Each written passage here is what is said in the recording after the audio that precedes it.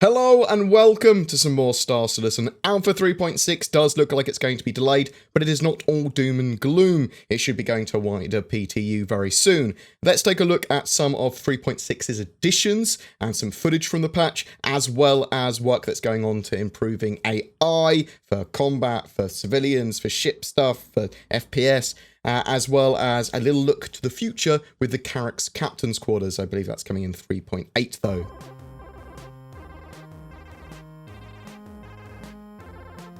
Alpha 3.6 focuses on improving and expanding out current gameplay, as well as getting the persistent universe ready for some new features down the line. The patch is currently in EVOCATI testing, but it will go to wider PTU soon, Wave 1 PTU, which will be for EVOCATI subscribers, concierge, and some of the most dedicated testers that aren't EVOCATI. And eventually, to everyone in an everyone's person PTU, but it will go to waves before that, so wave 2, which will be more, and wave 3 potentially before going to everyone, and then a live build after that once it's ready. So it looks like 3.6 will be delayed, which is unfortunate. Alpha 3.6 still has to have more of its features tested, and there are many blockers in the form of bugs at the moment, and it can't get to wider PTU until those are quashed. I had hoped they would have been able to get to a wider PTU or even an everyone PTU by the end of June.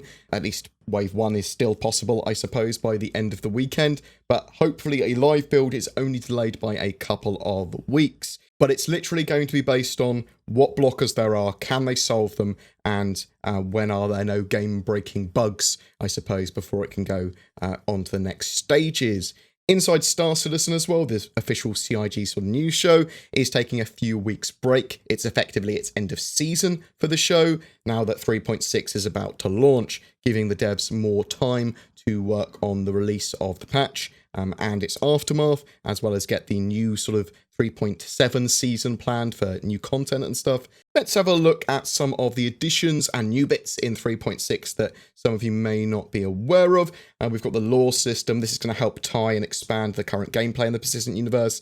There are laws for different areas of space which give you penalties if you violate them, from criminal ratings and getting chased by the popo to instant fines, and hopefully this will solve things like pad ramming and stuff like that, and solve griefing and stuff in game, but also give a load of gameplay for piracy, smuggling, selling stolen goods, bounty hunting. There are new junk and salvage yards where you can sell stolen ships, sort of GTA Star Citizen style now. Narcotics could be more profitable as well. They can much more appropriately balance risk versus reward. So expect a huge amount of changed and new gameplay. Hover mode is incredibly important. It's being added to the flight model. This is going to see VTOL or vertical takeoff and landing thrusters being used when you are low speeds in gravity. So that will make it feel more believable, the flight model. That gives the ships much more weight in atmosphere, and it makes it more dangerous as well, effectively, because if you get knocked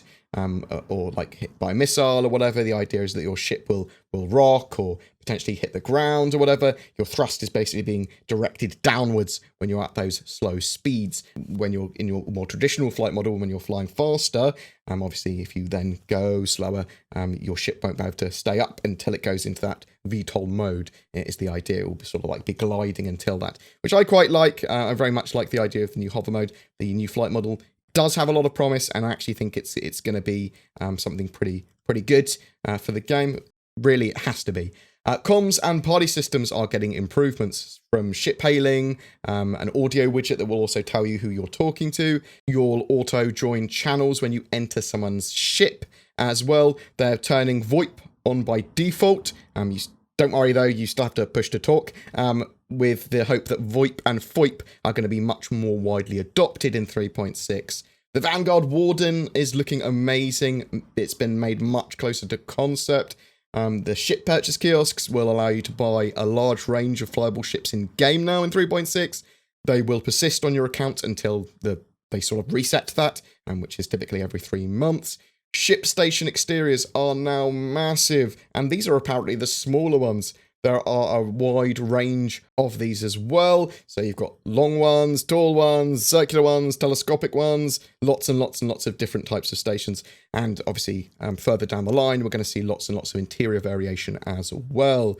Moving on to some bits that are being worked on now that extend beyond 3.6. They showed the captain's quarters for the Carrack, a little platform and a desk there as well, so that the captain sits higher than any visitors. It's got some display models which are sort of facing towards those visitors as well, so they can be used to show things and plans and that sort of stuff to the crew. There's a glass ceiling above the captain's desk. There's a shelves and there's a mini bar, or is going to be a mini bar. There's a private sleeping quarters and bathroom. The ship is planned to be flyable in Alpha 3.8, which is at the end of 2019, and it is one of the most wanted ships in the game. 6 crews, sort of like is what it's suitable for, but it's basically a very small, sort of like compressed capital ship or corvette with a focus on exploration, but I do expect it to be very multi-role for that sort of like sweet spot at 4 to 6 people that want to do group missions and adventures together in the future. Artificial intelligence. Now, this is incredibly important because AI, the game is going to be made or broken on AI, along with a few other features like the flight model and the general combat and stuff like that, admittedly, but AI is incredibly important, and it's been pretty broken in the last few patches. The AI hasn't been challenging. They're still working on it. They're still writing a load of the AI behaviors. They're still coding it. There's server problems which cause the AI to become even more derpy, but it's integral to Star Citizen's success. It goes a long way to fleshing out the dynamic mission system, as well as the persistent universe at large. It goes a huge way of filling out the universe with interesting content and challenges and missions and gameplay in general. It's essential, basically. But they have been working on large portions of the AI, which should be with us in the near future. So they've been working on usable and behavior setups that focus on vendors. So once they get these done, they'll be moving on to some more of the civilian AI. This includes work on getting the NPCs to move around and using seats and beds and interacting with the environment. Shopkeepers need to be believable and engaged in their work rather than just sort of like lifeless and idle. They showed off some of the updated Squadron 42 footage of the quartermaster interacting with the player, offering him weapons and that sort of stuff, going through what all the weapons do. What can I get you?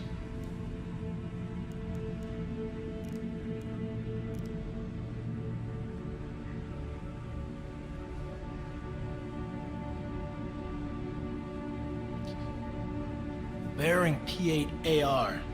Probably the most requested rifle I have.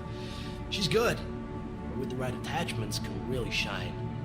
Of course, knowing which ones are the right ones is the quickest way to get into an argument with a Marine.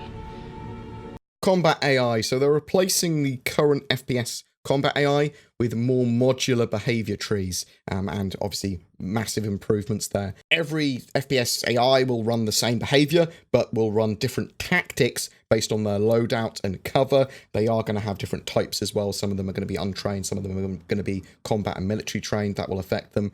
They know when their cover gets compromised and when they need to retreat. They'll also try to position themselves optimally for combat when fighting from cover or in a more open space.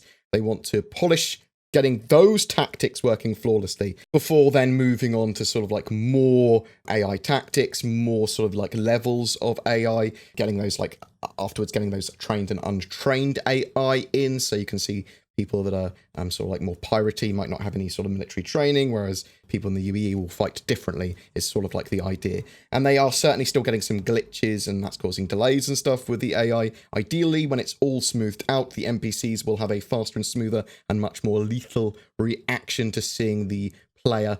The combat AI team has access to multiple people with military training as well, which is helping with their behavior sets. And when they're working on that AI. Ship AI. They've been working on ship AI combat behaviors as well.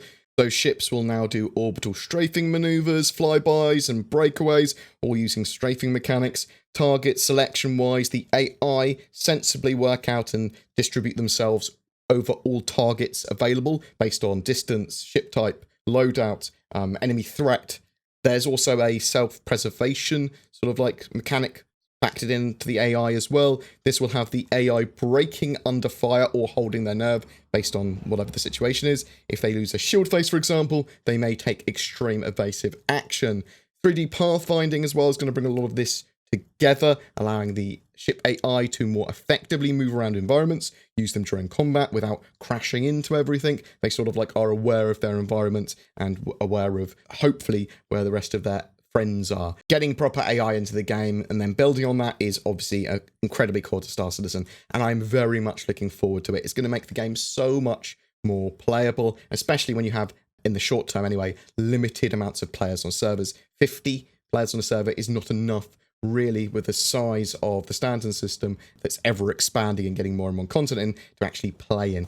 The lore system and stuff for 3.6, there's going to be a lot more to do, and hopefully a lot more conflict because of that, and interesting sort of like emergent gameplay. But when we have that AI working in well, that'll be much, much better. 3.6 may see some reasonable improvements to AI, at least getting them more functional than they have been previously, though, so please bear that in mind. But what do you think? Are you disappointed that 3.6 may be delayed by a few days or a week or two?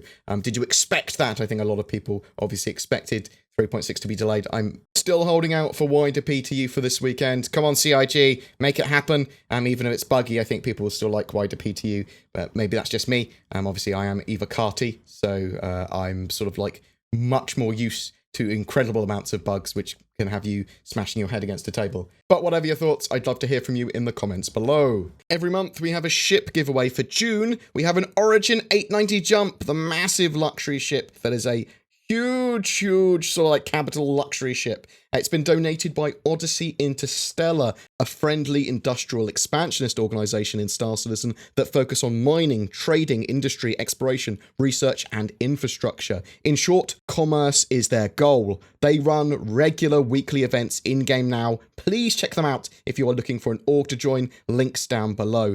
There are a couple of services I shield for as well that you might find useful. If you're looking for a VPN, then check out NordVPN. I use it for security, privacy, and more. It has massive advantages over free VPNs. And if you use the code BoredGamer, you get up to 75% off your subscription. Boom! Also, there is Shadow Cloud Gaming. This is an alternative to having your own or upgrading your gaming rig on PC. It leverages the power of the internet and your own Shadow server that emulates a high-spec Windows 10 PC, so you can play up to 144Hz 4K anywhere with an old PC, laptop, smartphone, or even tablet. Freedom to play anywhere. The internet is good enough anyway, and it works really well with Star Citizen and all the games that I play, and is constantly updated and even improved with new hardware. Again, use the code BoredGamer for discount. Links below to all of that jazz. Thank you to all that support the channel through Patreon, the YouTube join button, donations, subscribe star, as well as anyone that just generally subscribes, likes, comments, and shares my content. Dings that bell, ding ding. If you feel so inclined, you can find links to all of that down below. A special thank you, though, to my VIP producers this month, Dalamars, Catastros, Raz, Gear Khan, General Aventador, Robert Johnson, and Andy Green, who have given well beyond the norm in support for the channel. I know a load of other people have, but I can't name them all. Thanks for watching, and I'll see you in the verse.